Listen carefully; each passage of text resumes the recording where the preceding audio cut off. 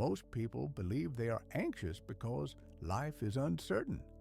That's not true. They are anxious because they are trying to control something that was never meant to be controlled. Control feels intelligent. It feels responsible. It feels adult. But control is not strength. It is fear pretending to be disciplined. And the more you try to control your life, the more anxious you become. This is not a coincidence. It is a psychological law. Carl Jung said, "The ego seeks control because it does not trust life." And the ego hates uncertainty because uncertainty exposes its limits. Think about that. The ego does not want truth. It wants predictability. And the moment life stops following your plans, the ego panics. That panic has a name. We call it anxiety.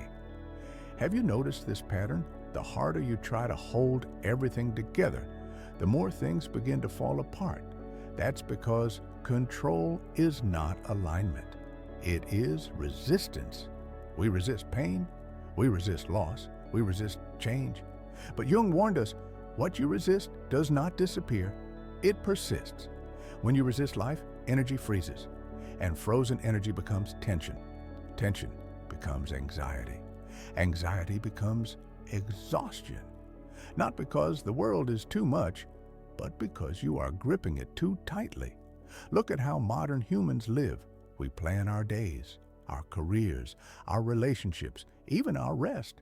We optimize everything, and yet we feel more overwhelmed than ever. Why? Because control creates the illusion of safety, but it destroys trust. And without trust, the psyche collapses inward. Anxiety is not a sign that something is wrong with you. It is a sign that you are trying to live from your head instead of your whole self.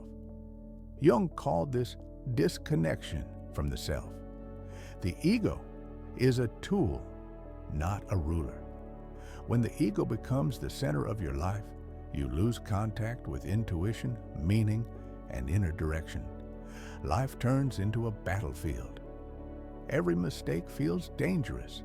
Every delay feels threatening. Every uncertainty feels like failure. This is how anxiety is born, not from reality, but from interpretation. Jung said something that most people misunderstand. Neurosis is frozen energy. Anxiety is not excess movement. It is movement without direction. The mind spins, the body tightens, the breath becomes shallow, and nothing actually moves forward. You are running, but going nowhere. The ego hates silence, because silence reveals something terrifying, that you are not in control. And here is the paradox. The moment you stop trying to control life, life becomes clearer. Not easier, clearer. Because letting go is not giving up. It is stepping out of the way. Letting go does not mean passivity. It means action without violence. You still act. You still choose. But you stop forcing. Jung called this individuation the process of returning to your inner center. Not mystical, psychological. When you let go, something strange happens. You start noticing patterns, coincidences, timing. Jung called this synchronicity, meaningful connections that appear when the ego loosens its grip. You've experienced this before, moments when you tried to force something and it failed, and then when you finally released it, everything aligned. That wasn't luck, that was coherence.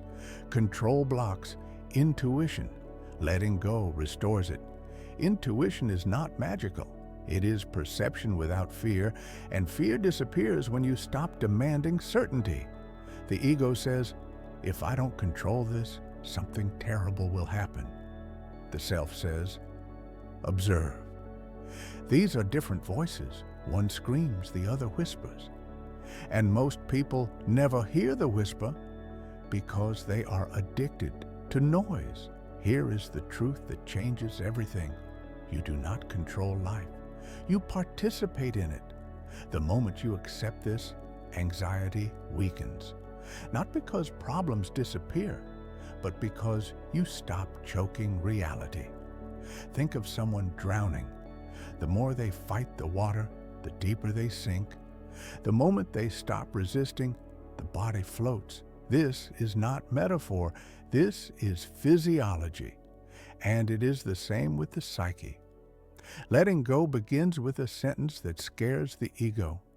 I don't know. I can't control this.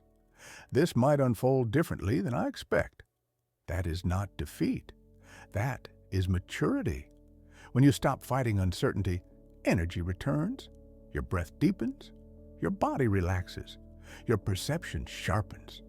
You don't become weak, you become responsive. This is where real power lives, not in domination, but in alignment. You stop dragging life behind you and begin moving with it.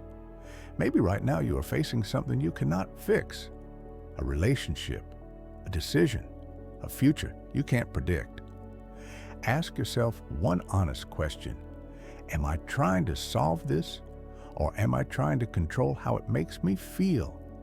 Because control is usually emotional avoidance. Letting go is emotional courage. It means staying present without guarantees. And this is where anxiety transforms. When you stop running from uncertainty, it stops chasing you. The psyche naturally seeks balance when we stop interfering. Life does not need your constant control to be intelligent. It already is. The paradox is simple. The tighter you grip, the more you lose. The more you trust, the clearer everything becomes. Letting go is not weakness. It is the highest form of psychological strength.